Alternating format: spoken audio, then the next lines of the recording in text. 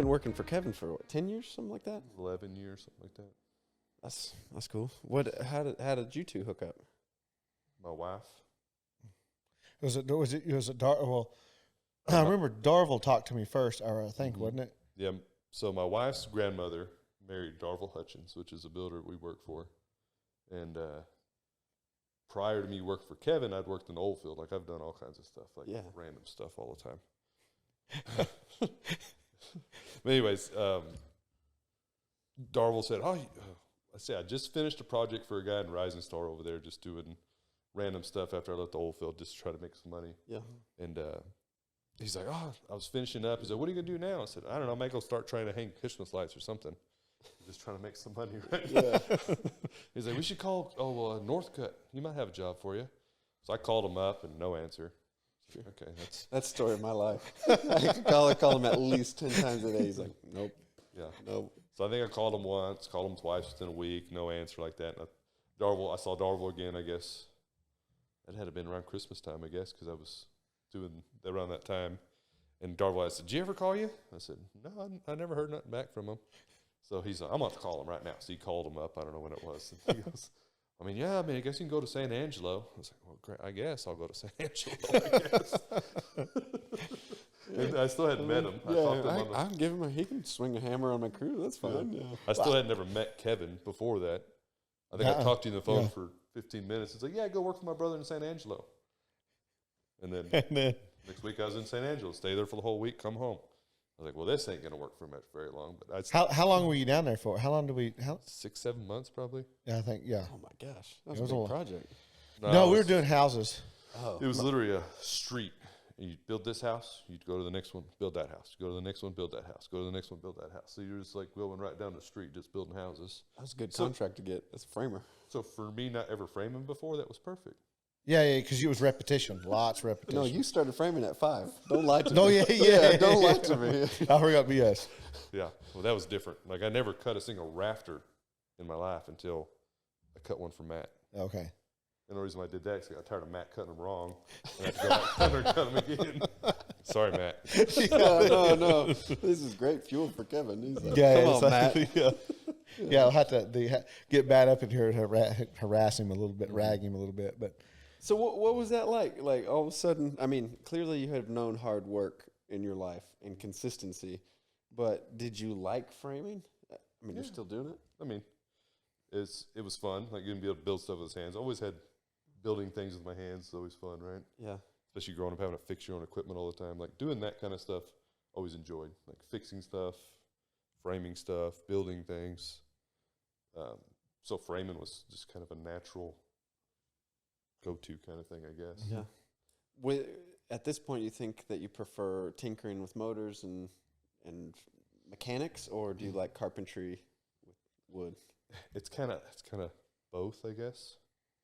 Like, I've kind of be in the like to work on a car. I got to be in the right mindset because I don't want to rush it through, right? Like, I want to take my time, make sure it's done right. I don't want to do it twice. So framing, I'm kind of, you can get in there one day and just start blowing some nails and some stuff. Look what I did. Yeah. Right? That's true. So it's a whole different animal, I think, when you think about the two. Of course, timber's opposite of that because you can't. There's no recuts. No, when you're talking about a $10,000 beam, you don't want to screw that one up. no, I've done that. So okay, you were. it wasn't 10,000, but it was. It was 4 of them, wasn't it? So it worked equal to 10, I think. Which one was? Which one was Those that? One? arched beams in Bayard. Oh yeah, that was like about $10,000. I think. Yeah, it was. I forgot about that one. Sorry, Kevin. Yeah, well, it's part of. I don't remember how you brought it up. I don't remember how it got brought up. I was like, well, all right, it's done. And whatever happened to those beams? They sold them and then they gave us some crappy OVLs in replacement. Remember? Oh, that's right. Yeah. Because it all started like, oh, don't worry about it, we'll pay for it. And then it turned out, y'all gonna have to pay for half. And then like 2 weeks later, it was like, you got to pay for the whole thing. Yes. And Kevin goes, where's my beams at? And they're like, oh, we already sold those. So like, where's my beams? Yeah, because I was like, because Tommy was like, hey, Kevin, did they back charge you? And I was like, yes, they did. He goes, well, the beams aren't here no more. And I was like, well, if we're being back charged, yeah, give me the beams. like, we're going to go build something cool with them. Because there were some nice, like curved beams. Oh, yeah, they were. Curved land beams, yeah. Yeah. Oh, land. Okay. I was thinking like natural timber. I was like, how do you steam beams to? No, no. they were custom arched land beams, is what they were. In this huge like rotunda area, like That's in the awesome. middle of this house. But it was cool looking. But yeah, Would you just short it just a bit where it couldn't land? I don't remember I how. don't remember who to blame on this one. Mike, blame Mike. All I know is there was Cliff wouldn't work for me then, was he? I don't remember. I think he was. There's a house in Baird. I don't remember him being there in Baird. I know I had Manny and I had Hunter was definitely there. Mm-hmm. I think it was Hunter's fault. We'll Yeah. dive on him. Freaking Hunter. Yeah. Yeah, no, there was a discrepancy on how we measured up top because I had two guys up top measuring the opening to cut these round beams because, I mean, you got to be pretty precise because I had to drop. I literally had to pick them up inside this other land beams to make it fit, and it needed to be precise. Well, somebody said 21. It was supposed to be 22. We're not talking, 22 feet. Yeah. So Yeah. they were a little short both sides. We I was looking at the SkyTrack picking one up, and it's like getting all nice and pretty. And I look over at the other guy, I'm like, that's not right. Yeah.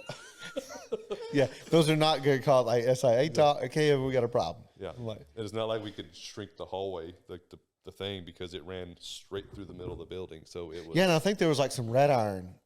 Wasn't Yeah, it there sitting was- on some red iron? Anyway, we it was could all not. like there was no. No takebacks. No, there was no. We had to order some new one. Okay, Tommy starts working for you. You ship him to San Angelo to work with your brother, who's Matt. Mm-hmm.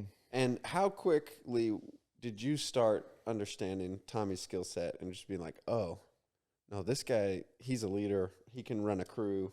Like, how quickly before, like, Tommy's I my don't guy? remember because I pretty quick after or not. I mean, we realized. I mean, out the gate, I realized, okay, he shows up every day. You know, you kind of like, okay, hey, you, which by, I'm not, number one. that's not like to, but you realize, okay, he's responsible, he's all those, and he's got common sense and checking all these boxes. And then it was like, hey, he needed to come home. Cause didn't you get married? Yeah. That's when you got married. He was like, hey, I got to come. Like, I don't want to travel anymore. So I was okay, cool. And then and then just kind of, I mean, I don't really know where it was. Just kind of like he was just started taking control and taking it by the Probably hand. the fact that he saw, Matt was never there, and I was running his crew for him. At Yes. that point. Yeah. Yeah, so were you even Oh, working I for forgot, Kevin? yeah. Or were you working for Matt? Or were you and I'm Matt pretty doing sure that my together? check came from KNH. Yeah, it was from me. Yeah. Matt worked. Matt was down there framing, and then Matthew worked for KNH, and then you worked. I paid you direct, and then he just basically moved back to Stephenville. That probably helped too. That I started buying my own tools, so like I had a pretty much whole truckload of my tools. Yeah. And then because I remember him being like, Kevin, these guys are raiding my box. I don't remember. He get real frustrated So because mad. Like, get out of my truck. Absolutely. he'd have the good stuff. Yeah, The good. I have all the brand new tools in my truck that I use for my time. Right? Hey, if you want new tools, go buy your own. Whoa. Too much to ask of me. Well, technically, I should have but like the stuff gets destroyed. Well, I mean, it's like the guys don't care. So It's you not buy theirs. stuff, they don't care, and then they were like, they didn't care, Patron's got more money. He'll just buy and more then tools. they'd be like, hey Tommy, I want your nail gun or your saw, that wasn't been dropped Well, three times. it wasn't like I just went out and bought a bunch of tools, right? Like I got tired of having this busted gun that everybody else was like just throwing around. I go, all right, this is my gun, don't touch it, right? So this gun works. I knew I could work all day long and I had to worry about it, right? And then go to another job and we have one coal gun in the truck. Well, there's 6,000 foot of tongue groove we got to put down. This is going to take forever. I said, hey, let me run to Abilene real quick. I'll go grab a nail gun and I'll come back.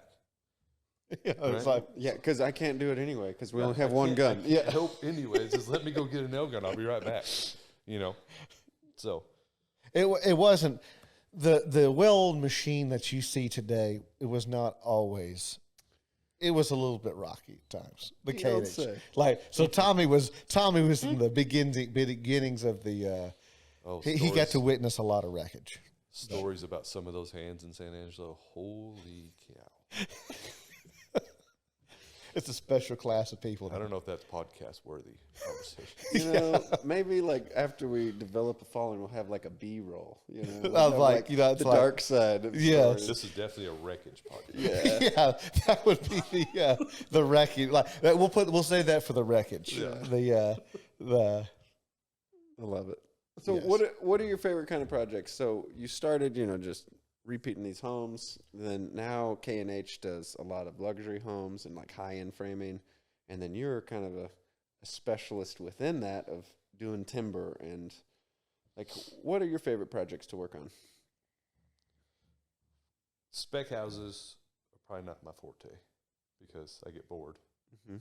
Because it's the same thing. Cookie cutters, throw it up real fast. What does it matter? Well, I don't need to be here. I mean, that's what my thoughts on it. Yeah. What am I doing over here? Like, get somebody else over here to do this thing, right? I mean, it's nice to give the guys the break, which also kind of kicks me in the butt because my guys don't learn like I learned, right? Because they're not trained on that daily, Yeah. just constant going, right? Like my jobs will be there for 4 months. Mm-hmm. So you frame walls for the first 2 weeks, and you don't do it again for 4 more months. So like you don't Yeah. have that repetition to get. Why'd you do that? And I get mad at my guys. Like, what are you doing this for? Like, but I always forget that they haven't had that repetition that I had when I started. Yeah. So I can't. It's hard. hard to get upset with them. Yeah, it's hard to about get it. upset, right? Like you could put them into this crazy house and they can figure it out because they've done and they've seen. You know what I mean? But they can't. They're going to miss a couple of little steps in the middle, like that. Yeah. I overlooked because I've probably laid out for them too much or something. You know what I mean? Right. Like I've taken too much of their learning processes out of it at some point, right? And when you're saying layout, that's popping the chalk lines and like drawing the walls on the. like actually putting the marks on the boards. Okay. You know, Like for joists and rafters and things like that. Yeah. Yeah.